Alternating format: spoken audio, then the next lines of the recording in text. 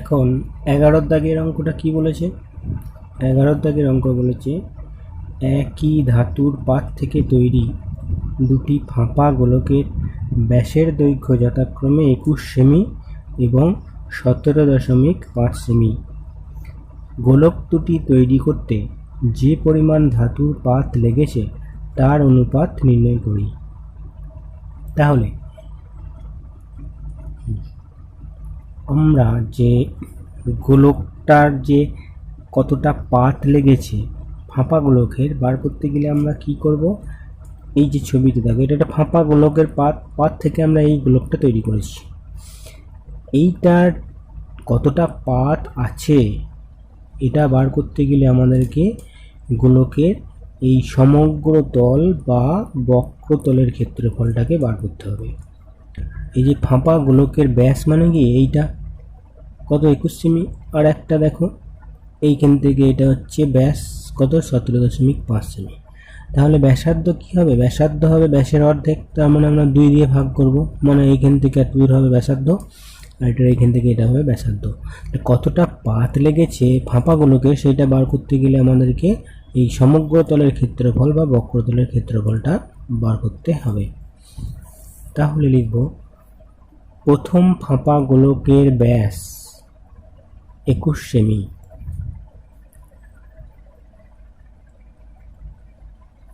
প্রথম ফাঁপা গোলকের ব্যাস, প্রথম ফাঁপা গোলকের ব্যাস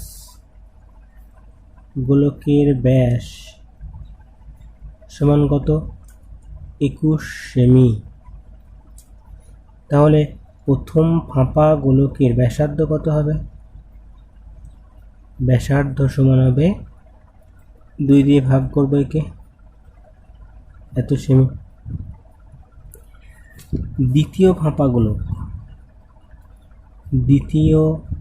ফাঁপা গোলকের ব্যাস সমান কত বলে দিয়েছে আমাদেরকে? 17.5 সেমি। তাহলে দ্বিতীয় ফাঁপা গোলকের ব্যাসার্ধ কত হবে? ব্যাসার্ধ সমান হবে 17.5/2 সেমি। এবার করব প্রথম ফাঁপা গোলকে পাত লেগেছে সমান বক্রতলের গোলকের বক্রতলের যে সূত্রটা, গোলকের বক্রতলের কি সূত্র? 4πr² বর্গ একক। তাহলে সমান 4 গণিত, এখানে আছে 4 গণিত 22/7, আর এর মান আমাদের প্রথম বলেছি সেই জন্য 21/2, 21/2 এর স্কোয়ার কি হবে? বর্গ সেমি। সমান 4 গণিত 22/7 গণিত 21/2 গণিত 21/2 এত বর্গ সেমি। এবার আমরা কি করব? দ্বিতীয় গোলকের বক্রতলের ক্ষেত্রফলটা বার করব। অর্থাৎ দ্বিতীয় ফাঁপা গোলকে পাত লাগবে সমান কত পাত লাগবে? এটাও 4πr² বর্গ একক। তাহলে 4 গণিত 22/7 গণিত আর মানে কত? 17.5/2 এর স্কোয়ার এত বর্গ সেমি। তাহলে সমান 4 গণিত 22/7 গণিত 17.5/2 গণিত 17.5/2 এত বর্গ সেমি সমান 4 গণিত 22/7 গণিত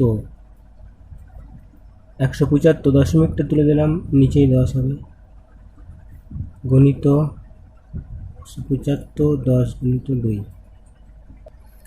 এত বর্গ সেমি বর্গ সেমি। এখানে কাটাকাটিটা একটু করে নিই। 7, 25 না থাক, শেষেই কাটাকাটি করব। থাক, এবার লিখব প্রথম গোলকে পাত লেগেছে ইস্টু দ্বিতীয় গোলকে পাত লেগেছে। তাহলে লিখি প্রথম গোলকে পাত লেগেছে, প্রথম গোলকে পাত লেগেছে। তাহলে অতএব প্রথম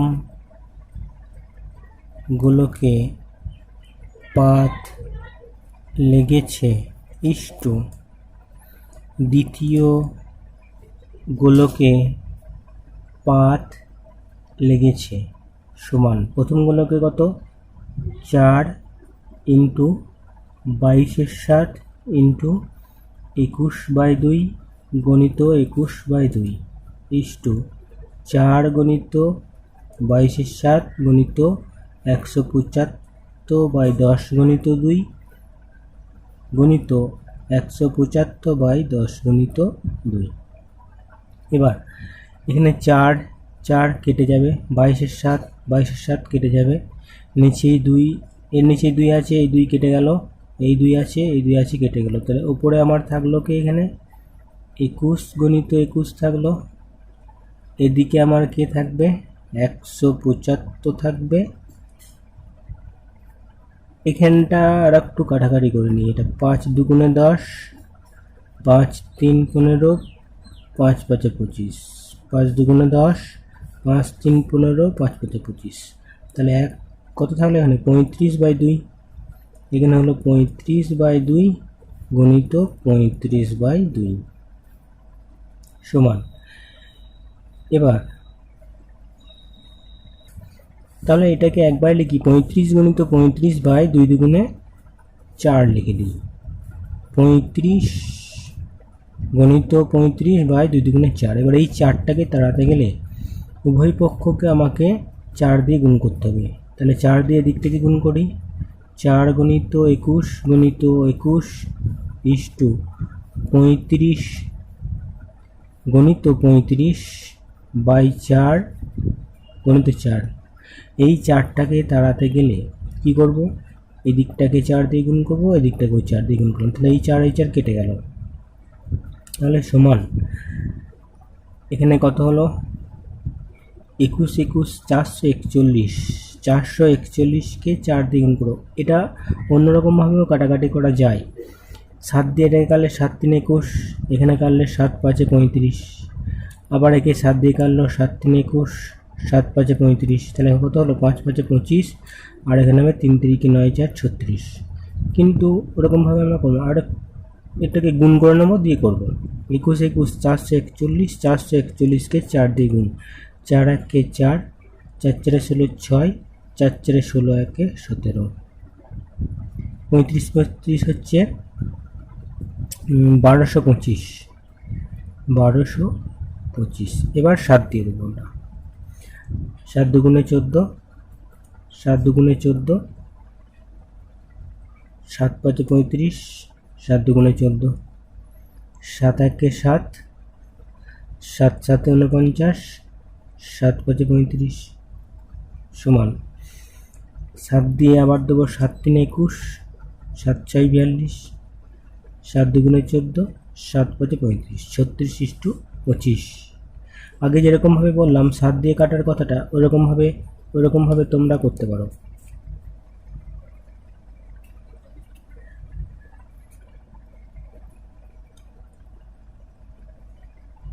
বারক দাগের অঙ্ক আমাদের কি বলেছে, একটি ধাতব গোলকের উপরিতল এমনভাবে কেটে নেওয়া হলো যে নতুন গোলকের বক্রতলের ক্ষেত্রফল আগের গোলকের ঠিক অর্ধেক হয়। কেটে নেওয়া অংশের আয়তনের সঙ্গে অবশিষ্ট গোলকের আয়তনের অনুপাত নির্ণয় করি। তাহলে একটা ধাতব গোলক, ধরো ছবিতে দেখো, সাদা অংশটা দেখো একটা ধাতব গোলক। এই গোলকটা থেকে আমরা এই যে লাল অংশটা, এমনভাবে কেটে নিয়েছি যেন যে লাল অংশের গোলকের বক্রতলের ক্ষেত্রফল আর এই যে সাদা অংশের গোলকের ঠিক অর্ধেক হবে। এই আর কি হবে, আর এই যে লাল অংশটা তো আমরা কেটে নিচ্ছি, এই কেটে নেওয়া অংশের আয়তন সঙ্গে অবশিষ্ট গোলক মানে যেটা পড়ে থাকবে আর কি, সেই গোলকটার আয়তনের অনুপাত কত হবে সেটা বার করব। আর এখানে আমরা যে বড় গোলকটা আছে না, এর ব্যাসার্ধ জানি না, আর লাল রঙের গোলকটারও ব্যাসার্ধ জানি না। তাহলে আমরা কি করব, মনে করি যে ধাতব গোলকের ব্যাসার্ধ সমান বড় হাতের আর করব, আর নতুন গোলকের ব্যাসার্ধ সমান ছোট হাতের আর করব। তাহলে কি মনে করি ধাতব গোলকের ব্যাসার্ধ সমান আর একক, আর নতুন গোলকের ব্যাসার্ধ সমান ছোট হাতের আর এত একক। তাহলে এবার আমরা বার করব, অতএব ধাতব গোলকের বক্রতলের ক্ষেত্রফল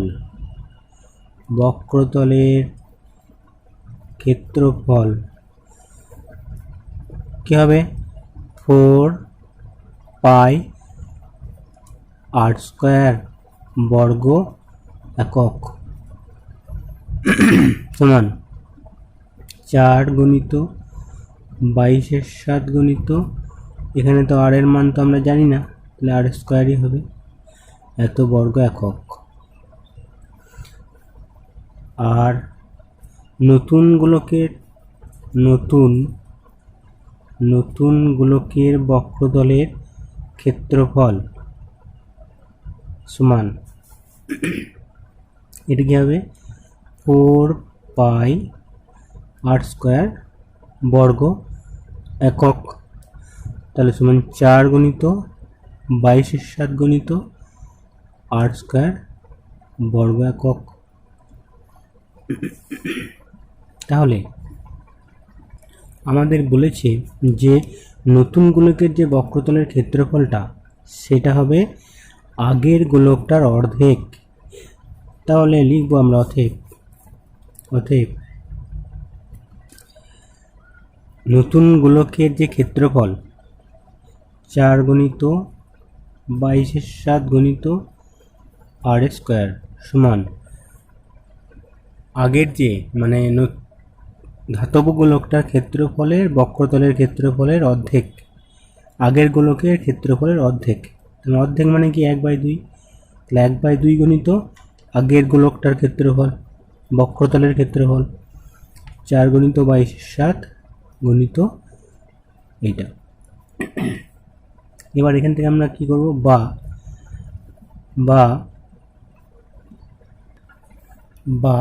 r² সমান কি হবে, 4/2 গুণিত 4/2 বলছি 1/2 গুণিত 4 গুণিত 22/7 গুণিত বড় হাতের r², এদিকে 4টা এদিকে এলো উল্টে গুণ হবে 1/4, 22/7 এদিকে আসবে 7/22 হবে। এবার কাটাকাটি করব, 22 কাটলাম, 7 কাটলাম, এই 4 আর 4 কেটে দিলাম। তাহলে এখানে কি থাকলো, বা এটার সঙ্গে এটার গুণ করে দিই, বা এখানে যেটা আছে লিখি আগে, r² সমান r²/2। এবার বা 2r² সমান হচ্ছে বড় হাতের r²।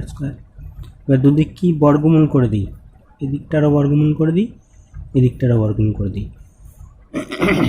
তাহলে বা দেখো এখানে r² আছে, এর বর্গমূল হবে কত, আর, কিন্তু 2-এর বর্গমূল তো আমরা করতে পারবো না, সেই জন্য 2-এর বর্গমূলটা 2টাকে রুটের মধ্যেই রেখে দেবো।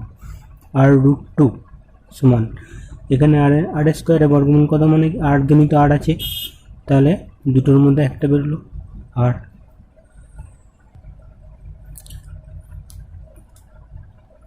তাহলে কেটে নেওয়া অংশ আয়তনের সঙ্গে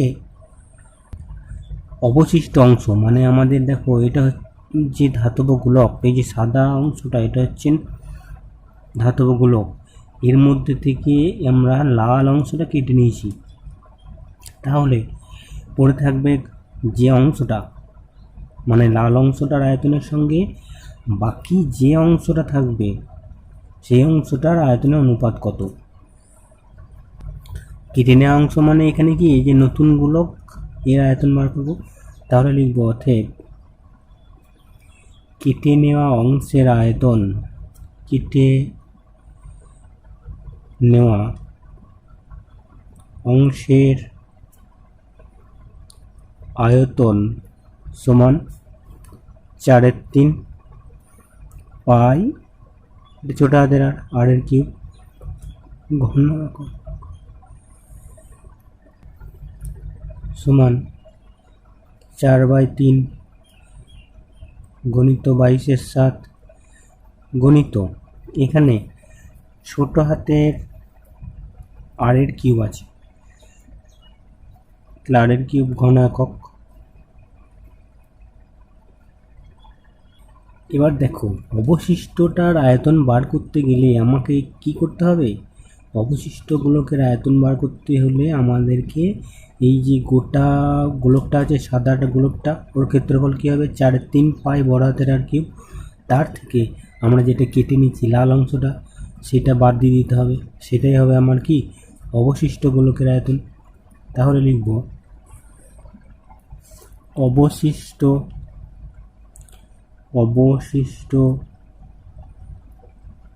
গোলকের আয়তন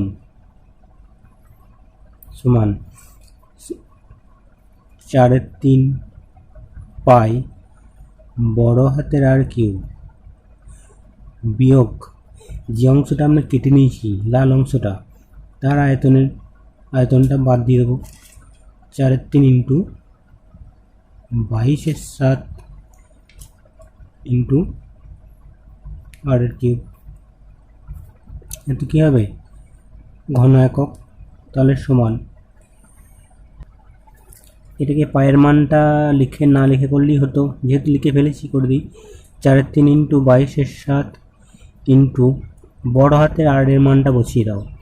এখানে দেখো বড় হাতের আর মানে কি r√2, তাহলে এখানে লিখব r√2 এর কিউব বিয়োগ 4/3 ইন্টু 22/7 ইন্টু আর এর কিউব, এত ঘন একক। তাহলে সমান, এখান থেকে দেখো 4/3 এখানে আছে, এখানে আছে, 22/7 এখানেও আছে, এখানেও আছে, এটাকে আর একটা লাইন করি, 4/3 ইন্টু 22/7 ইন্টু r/√2 এর কিউব, মানে কি r√2কে 3 বার গুণ, r√2কে 3 বার গুণ। এখানে দেখো গুণটা একবার দেখে নাও, r√2 গণিত r√2 গণিত r√2, তাহলে আর আর গুণ করলে r² আর এই আর এর কিউব হলো, আর √2 আর √2 গুণ করলে কি হবে 2 হবে, আর একটা √2 আছে 2√2, তাহলে এখানে আমরা কি লিখব 2, এর সঙ্গে এটা গুণ আছে 2 r³ 2√2 লিখতে পারি, r³ ইন্টু 2√2 লিখব বিয়োগ এদিকে কি আছে 4/3 ইন্টু 22/7 ইন্টু আর এর কিউব, তাহলে সমান 4/3 22/7 আর কিউব, 4/3 22/7 আর কিউব কমন নিয়ে নাও, 4/3 ইন্টু 22/7 ইন্টু আর কিউব কমন নিয়ে নিলাম, তাহলে এটা কমন নিয়ে নিলে এখানে কে পড়ে থাকবে 2√2 মাইনাস এটা যা আছে সেটাকেই কমন নিয়ে নিয়েছি, তাহলে এখানে 1 পড়ে থাকবে। এত কি ঘন একক। এটা একবার আমরা ছবিতে ভালো করে বুঝিনি। এটা হচ্ছে কি সাদা রঙের অংশটার গোলক, এর ব্যাসার্ধ হচ্ছে বড় হাতের আর, আর এই যে লাল রং আছে এটা হচ্ছে যে অংশটা আমরা কেটে নিলাম সেই অংশটা, এর ব্যাসার্ধ কত হচ্ছে, এর ব্যাসার্ধ হচ্ছে ছোট হাতের আর। তাহলে বলেছে যে অবশিষ্ট গোলক, অবশিষ্ট গোলক মানে কি, এই যে অংশটা যদি আমরা কেটে নিই গোটা গোলকটা থেকে, তাহলে আমাদের কোন অংশটা অবশিষ্ট থাকবে, এই অংশটা অবশিষ্ট থাকবে। তাহলে এই অংশটার আয়তনের সঙ্গে এই যে কেটে নিচ্ছি এই অংশটার আয়তনের অনুপাত কত হবে সেটা বার করতে হবে। তাহলে এই গোটা গোলকটার যে আয়তন, গোটা গোলকটার আয়তনটা থেকে আমরা যদি এই গোলকটা লাল অংশটার আয়তনটা বাদ দিয়ে দিই, তাহলেই তো আমরা এই অংশটার আয়তন পেয়ে যাব, সেটাই এখানে করা হয়েছে। এবার আমরা লিখব যে কেটে নেওয়া অংশের আয়তন ইস্টু অবশিষ্ট গোলকের আয়তন, অর্থাৎ কেটে নেওয়া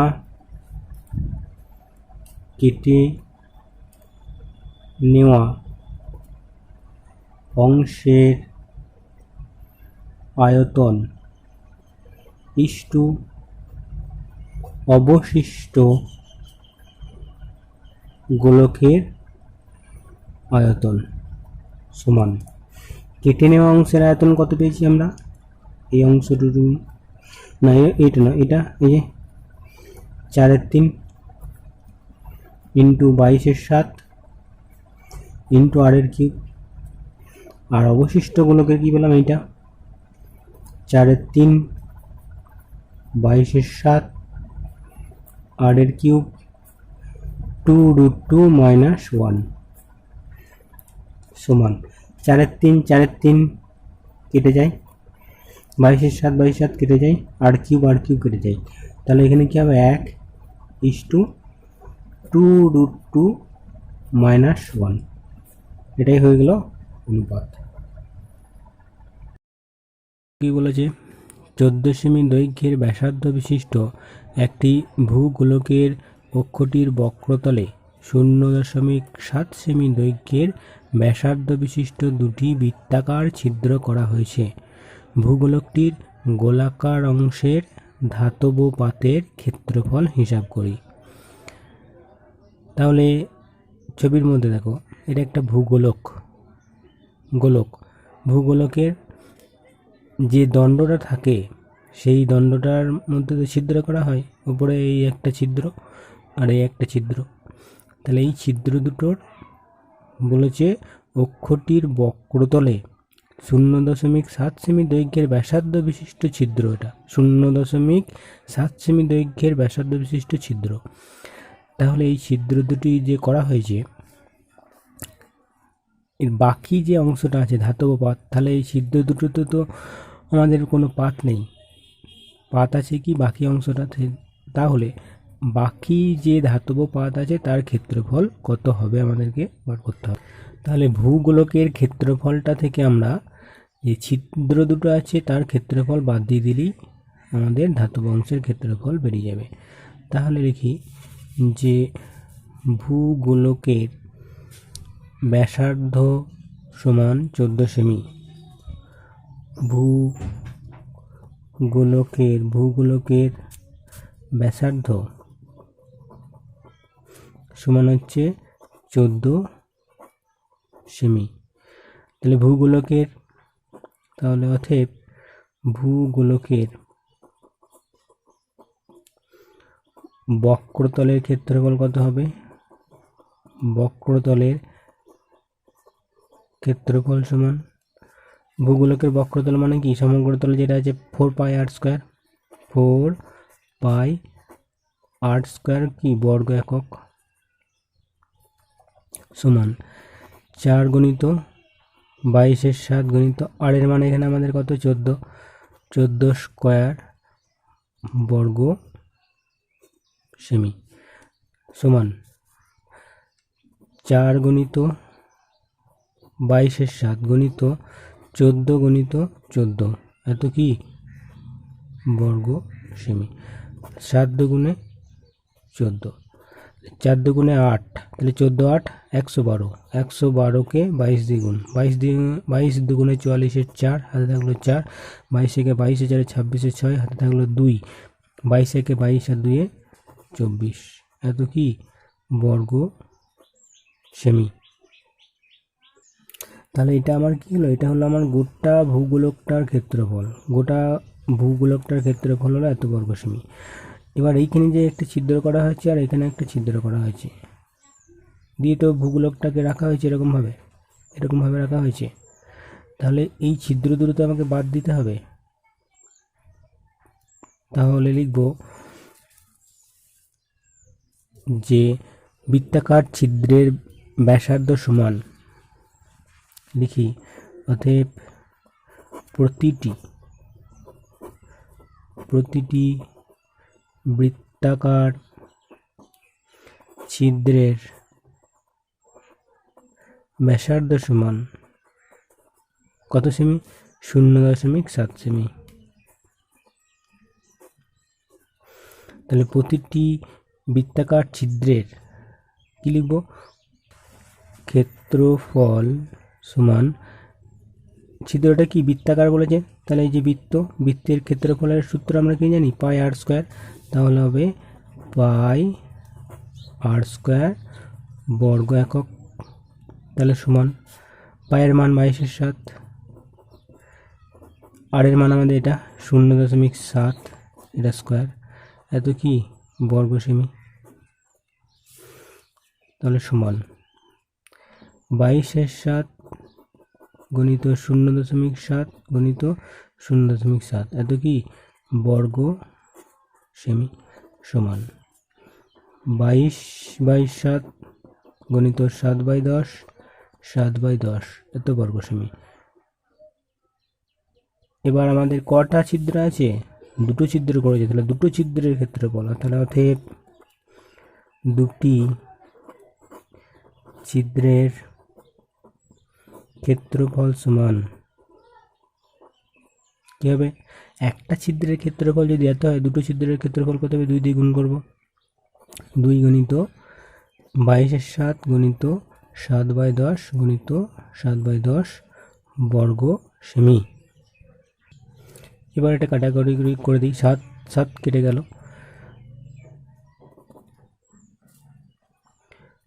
2 5 10, 2 11 22, 2 5 10, তাহলে উপরে কত আছে 11 7 কত 77/5 5 5 25, এত বর্গ সেমি।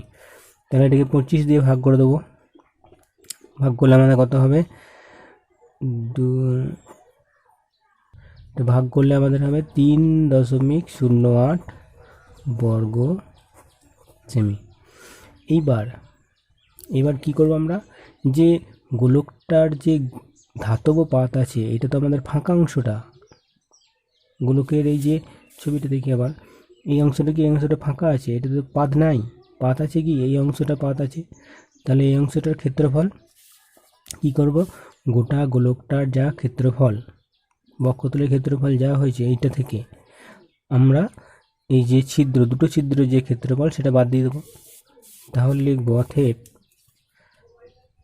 অতএব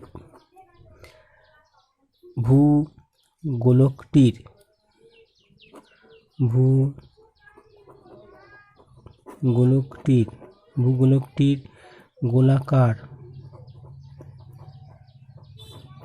গোলাকার অংশের ধাতব পাতের ক্ষেত্রফল সমান,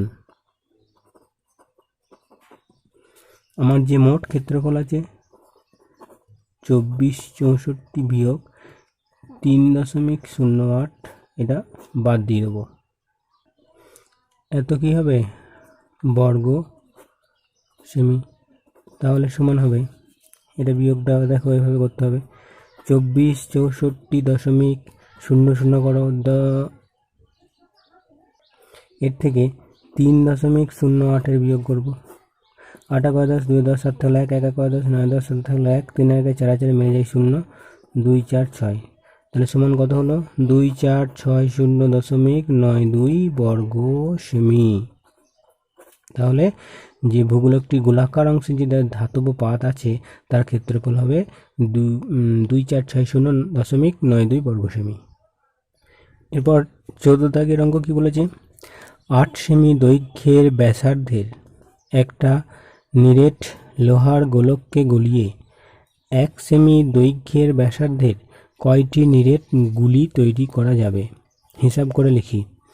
তাহলে ছবির মধ্যে দেখো, এটা একটা কি 8 সেমি দৈর্ঘ্যের ব্যাসার্ধের একটা নিরেট লোহার গোলক। এটাকে আমরা গলাবো, গলিয়ে 1 সেমি দৈর্ঘ্যর ব্যাসার্ধ বিশিষ্ট এরকম ছোট ছোট নিরেট গুলি তৈরি করব। তাহলে এরকম কতগুলো গুলি তৈরি হবে সেটা আমাদেরকে বার করতে হবে। তাহলে যখনই আমরা বড় গোলকটাকে, নিরেট লোহার গোলকটাকে যখন গলাবো, তার মানে তার আয়তন যতটা হবে ততটাই আমরা যে গলিত পদার্থ সেটা পাবো। তাহলে নিরেট লোহার গোলকের আয়তন বার করব। সেইটা থেকে আমরা যে গুলি যেগুলো তৈরি করব তারও আয়তন বার করতে হবে। তাহলে আমরা কি করব? প্রথমে যে নিরেট লোহার গোলকের ব্যাসার্ধ সমান 8 সেমি। 14 দাগের অঙ্ক কি? নিরেট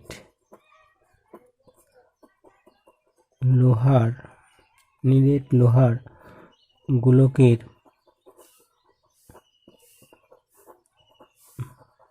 ব্যাসার্ধ সমান কত? 8 সেমি। তাহলে অতএব নিরেট লোহার গোলকের আয়তন কত হবে? আয়তনের সূত্র আমরা কি জানি? গোলকের 4/3 পাই আর কিউব ঘন একক সমান 4/3 ইন্টু 22/7 ইন্টু আর এর মান এখানে কত? 8, 8 কিউব। এত কি লিখবো? ঘন সেমি, এত ঘন সেমি। তাহলে সমান 4/3 ইন্টু 22/7 ইন্টু 8কে 3 বার গুণ লিখে দিই, এত ঘন সেমি। এবার কাটাকাটি আমরা পরে করব, এখন এটা থাক। এবার বলেছে যে কি, যে 1 সেমি দৈর্ঘ্যের ব্যাসার্ধের কয়টি নিরেট গুলি তৈরি করা যাবে? তাহলে আমরা লিখি, মনে করি কটা গুলি তৈরি করা যাবে? এক্সটি গুলি তৈরি করা যাবে, এক্সট্রা গুলি তৈরি করা যাবে। তাহলে একটা নিরেট গোলকের ব্যাসার্ধ কত? 1 সেমি। তাহলে কি? অতএব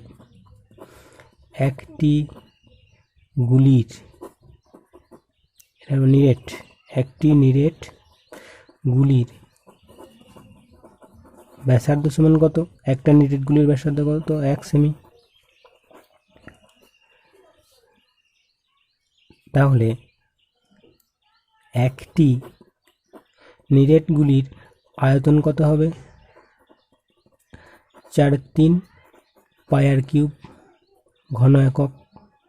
তাহলে সমান 4/3 ইন্টু 22/7 ইন্টু 1 কিউব, এত ঘন সেমি। তাহলে সমান 4/3 ইন্টু 22/7 ইন্টু 1 কিউব মানে কত? 1, এত ঘন সেমি। এটা হলো একটা গুলির আয়তন। আমরা কটা গুলি বলেছি? এক্সট্রা গুলি। তাহলে এক্সট্রা গুলির আয়তন কি হবে? তাহলে অতএব এক্সটি গুলির